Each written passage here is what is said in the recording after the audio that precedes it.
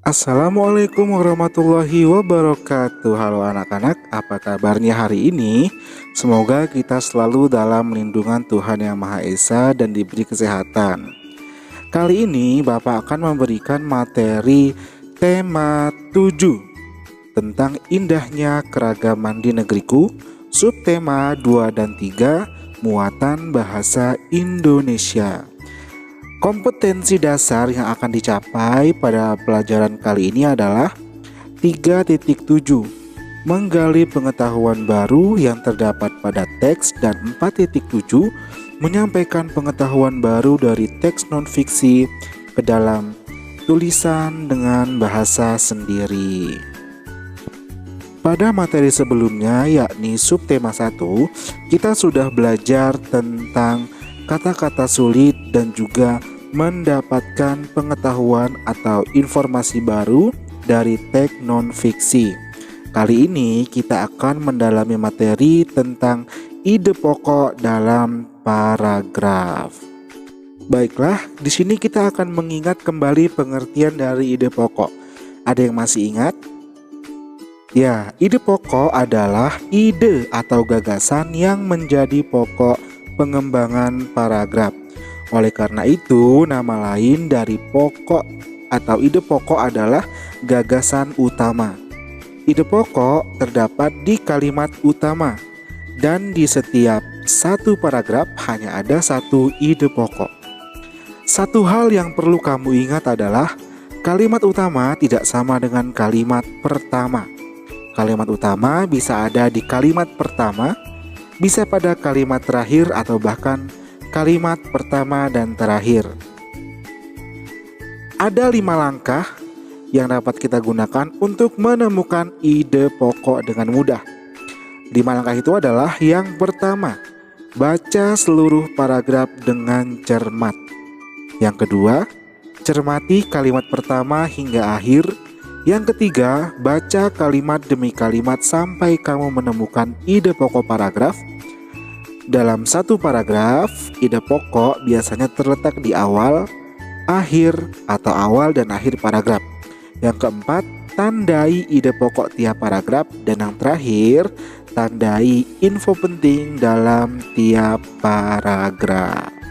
Oke, setelah kita mengetahui langkah-langkah untuk menemukan ide pokok, kita akan langsung mempraktikannya dengan mencari ide pokok dari paragraf-paragraf berikut ini tentang tema 7, yakni indahnya keragaman di negeriku.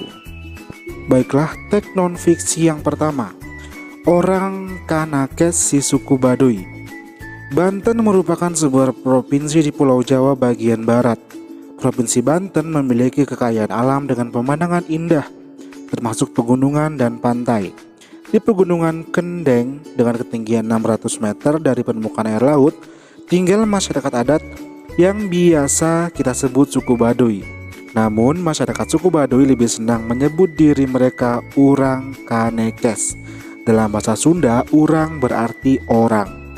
Masyarakat Kanekes dibagi menjadi 2 kelompok, yakni Tangtu dan Panamping. Kelompok Tangtu dikenal sebagai Kanakes Dalam atau Baduy Dalam. Sebaliknya, kelompok Panamping dikenal sebagai Kanakes Luar atau Baduy Luar.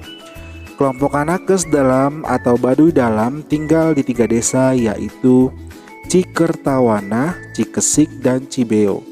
Masyarakat Kanakes Dalam masih sangat teguh dalam memegang tradisi.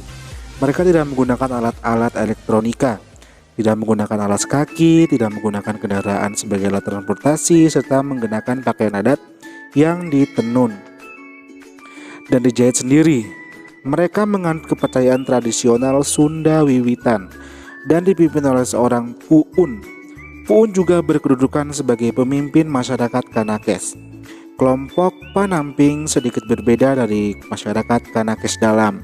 Masyarakat Kanakes Luar atau Baduy Luar telah mengenal teknologi dan alat elektronik. Mereka juga menggunakan pakaian modern. Namun masyarakat Baduy Luar masih bisa dikenali dari ciri khas mereka, yaitu menggunakan ikat kepala berwarna hitam. Selanjutnya kita akan mengidentifikasi menemukan kata-kata sulit dari teks Urang Kanakes si suku Baduy. Kata yang pertama ada kata tradisi. Tradisi artinya adat kebiasaan yang turun-temurun dari nenek moyang yang masih dijalankan dalam masyarakat. Yang kedua ada kata tenun. Tenun adalah hasil kerajinan berupa kain yang berasal dari benang. Kata yang ketiga adalah transportasi, yang artinya pengangkutan barang oleh berbagai jenis kendaraan sesuai kemajuan teknologi. Kalian bisa menemukan kata-kata sulit yang lain dan bisa kalian tambahkan ke dalam buku catatan kalian. Selanjutnya kita akan menuliskan pokok pikiran atau ide pokok dari setiap paragraf pada teks Urang Kanakes si suku Baduy. Yang pertama atau paragraf pertama, kita lihat yang menjadi pokok pikiran atau ide pokok adalah ada di kalimat pertama dan terakhir, sehingga ide pokoknya adalah suku Baduy yang tinggal di Provinsi Banten. Oke, untuk paragraf kedua bisa kalian baca. Paragraf kedua ini memiliki ide pokok yang terletak di kalimat pertama, sehingga ide pokok pada paragraf kedua adalah pembagian masyarakat Kanakes atau suku Baduy. Untuk paragraf ketiga bisa kita lihat bahwa kalimat utama ada di kalimat pertama. Jadi untuk ide pokok paragraf ketiga adalah kehidupan kelompok masyarakat Kanakes dalam atau Baduy dalam. Yang terakhir paragraf keempat bisa kalian baca di situ. Nah, kalimat utamanya terdapat di kalimat pertama, sehingga ide pokok atau gagasan utama dari paragraf terakhir ini adalah kehidupan kelompok masyarakat Baduy luar atau Panamping yang sedikit berbeda dengan masyarakat Kanakes dalam. Selanjutnya kita akan beralih ke teks non-fiksi lainnya. Ayo kita baca teks berikut ini yang berjudul Supaya Tetap Rukun, Mari Lakukan Sikap Ini. Negara Republik Indonesia memiliki keragaman adat, budaya, dan agama. Adat dan budaya setiap daerah unik dan berbeda dari daerah lain. Agama yang dianut penduduk pun beragam. Dengan perbedaan itu, bagaimana kita dapat menjaga kesatuan bangsa? Nah, untuk menjaga kesatuan bangsa dan supaya tetap rukun, mari kita lakukan sikap-sikap berikut. Salah satu sikap yang harus dilakukan adalah adanya toleransi dan saling menghormati dalam menjalankan ibadah. Bagaimana perwujudannya?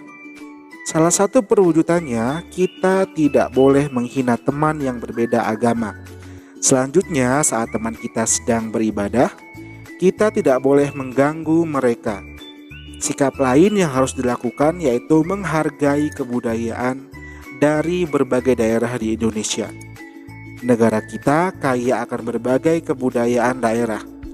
Kita tidak boleh membanggakan kebudayaan daerah sendiri. Namun, kita juga harus menghargai dan ikut melestarikan kebudayaan daerah lain. Jadi, untuk mempertahankan persatuan dan kesatuan NKRI, bagaimana sikap kita? Kita harus saling menghargai, menghormati, dan menyayangi orang lain, meskipun berbeda agama, suku, dan budaya. Sikap itulah yang harus selalu kita tanamkan pada diri kita. Baiklah, selanjutnya kita akan mengidentifikasi dan menemukan kata-kata sulit dari teks Supaya Tetap Rukun, Mari Lakukan Sikap Ini. Kata yang pertama yang sulit yang kita temukan yang pertama adalah toleransi, yang artinya perilaku menghormati dan menghargai setiap tindakan yang dilakukan orang lain. Yang kedua, ada kata suku. Suku artinya golongan orang sebagai bagian dari kaum yang seketurunan. Dan kata yang ketiga ada kata budaya, yang artinya sesuatu yang sudah menjadi kebiasaan dan sulit dirubah.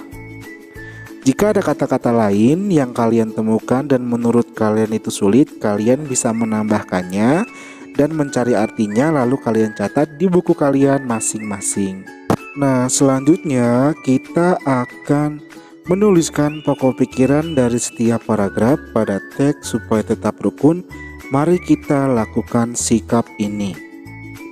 Untuk paragraf pertama, kalimat utamanya ada di kalimat pertama, sehingga pokok pikiran atau ide pokok dari paragraf pertama adalah keunikan dan perbedaan adat, budaya, dan agama yang berbeda di setiap daerah di Indonesia. Untuk paragraf kedua bisa kalian baca. Kalimat utamanya ada di awal, sehingga ide pokoknya dari paragraf kedua adalah perwujudan dari sikap toleransi dan saling menghormati dalam menjalankan ibadah. Selanjutnya di paragraf ketiga, kalimat utamanya juga ada di awal. Ide pokok atau gagasan utama dari paragraf ketiga ini adalah sikap yang harus dilakukan untuk menghargai kebudayaan dan dari berbagai daerah di Indonesia. Untuk paragraf terakhir atau paragraf keempat, kalimat utamanya ada di awal dan di akhir. Ide pokok atau gagasan utama dari paragraf terakhir ini adalah sikap yang harus kita tanamkan dalam diri kita untuk mempertahankan persatuan dan kesatuan NKRI. Oke, baiklah anak-anak, sampai di sini dulu materi bahasa Indonesia pada hari ini. Sampai ketemu lagi di materi selanjutnya. Wassalamualaikum warahmatullahi wabarakatuh.